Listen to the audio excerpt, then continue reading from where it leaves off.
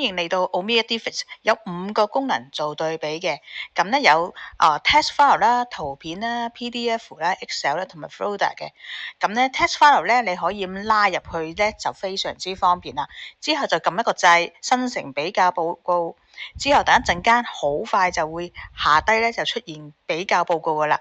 咁咧紅色咧就係 delete 咗，綠色咧就係增加咗咁樣嘅。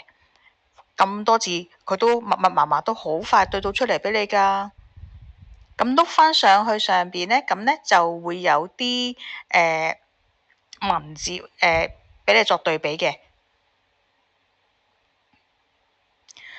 咁咧仲有個 AI 閱讀版，主要係咧遲啲我哋呢個系統咧會有 upgrade 嘅。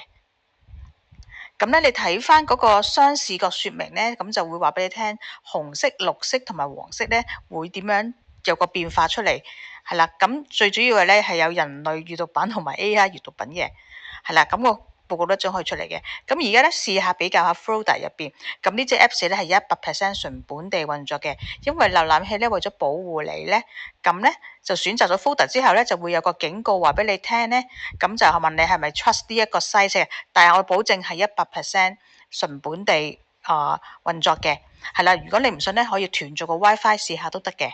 係啦，咁跟住就比較啦，咁佢就會話俾你聽 folder 入邊有啲乜嘢 file 唔同咗啦 delete 咗啦，即係比較兩個 folder 啊。咁啊而家試下對比圖片啦，咁樣係啦，咁最好之前就會撳重置內容先啦，咁啊撳2張唔同嘅圖片睇下，係啦，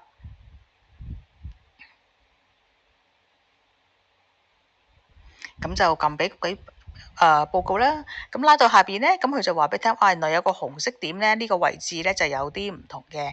咁 AI 嘅報告咧就專業啲就話俾佢聽，就係啦咁樣睇法。